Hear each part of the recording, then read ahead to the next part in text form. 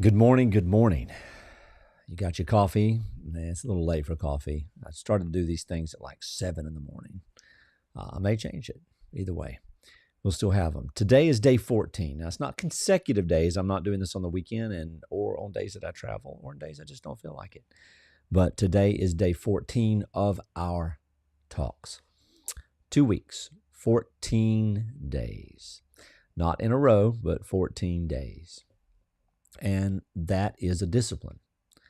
That is something that you've built in yourself.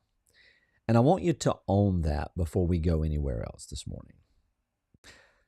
Today, I want to teach one of the most practically liberating distinctions I know. It's a distinction that when it lands, when it really, really lands, not just intellectually, but in the body, it frees up a staggering amount of interior space. The distinction is this: forgiveness and reconciliation are not the same thing.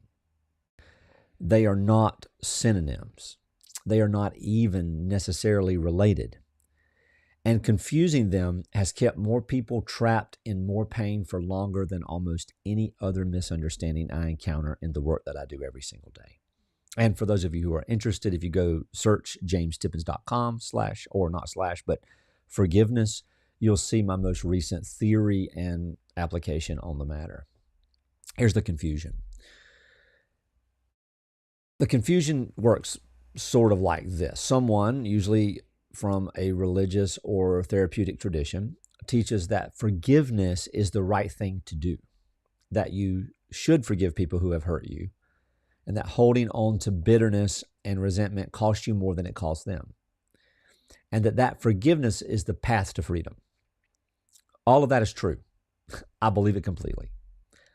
But then usually, though, embedded in the same teaching, sometimes explicitly, sometimes implicitly, comes the other piece. That forgiveness means restoring the relationship. That releasing the offense means resuming the connection.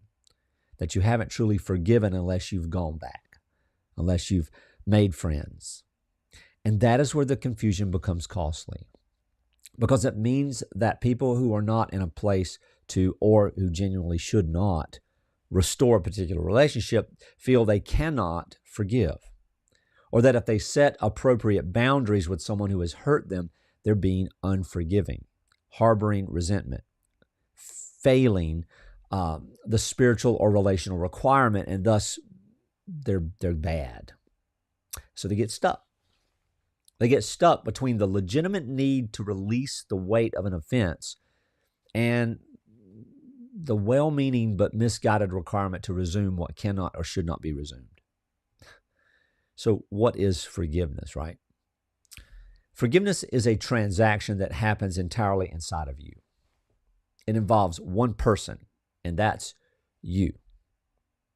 It is the decision to release your claim against someone, to stop carrying the ledger, the score, to stop building the case, to set down the weight of offense, not because of what happened, not because what happened was acceptable or without consequence, but because you're no longer willing to let it continue to cost you inner space and energy. Forgiveness doesn't say what you did was okay. Forgiveness says, I am no longer going to let what you did determine the quality of my interior life. Reconciliation, on the other hand, is something entirely different. Reconciliation is a relational decision that requires two people, requires trust, and requires demonstrated change, requires genuine safety. Reconciliation is a possibility, not a requirement, that can follow forgiveness if and when the conditions for that reconciliation are met and exist. You can forgive someone completely and never speak to them again. Those two things are not in conflict, ever. You can release the weight of what they did and maintain every boundary that you need to maintain to stay whole. That's not contradiction. That's clarity. So there are things in my life that I have forgiven fully, completely, without reservation, that I have not and will not, though, reconcile. And I want to say that clearly and without shame, because I think the shame around exactly that position keeps a lot of people carrying weight that they've already been willing to release. The willingness to release is there. The conditions for reconciliation are not. And holding those two things simultaneously, being free of the bitterness while also being clear about what I can and cannot restore, is not a contradiction. It's one of the healthiest places I've ever stood. The freedom that came from that distinction, from really landing in it, not just understanding it, but living it, was enormous.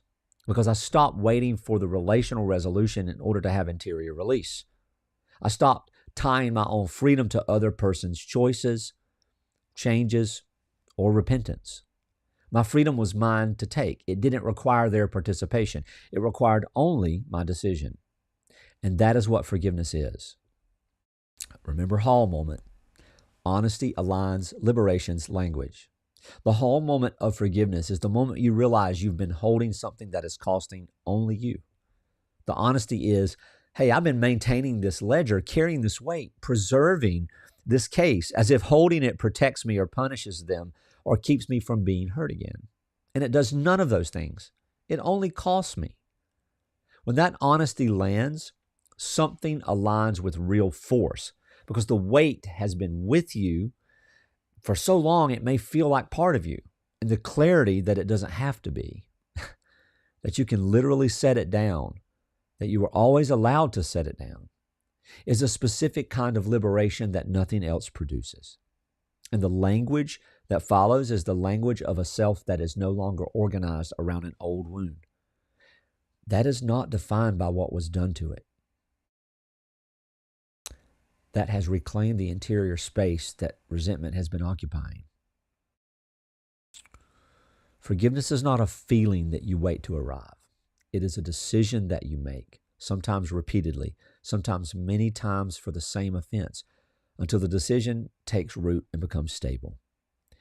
Here's how I've found it to work in practice.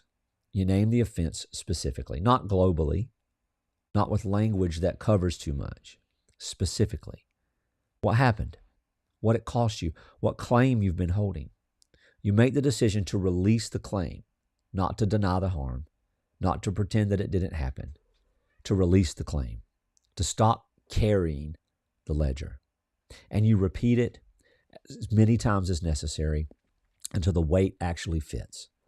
Because sometimes the decision has to be made many times before the feeling follows.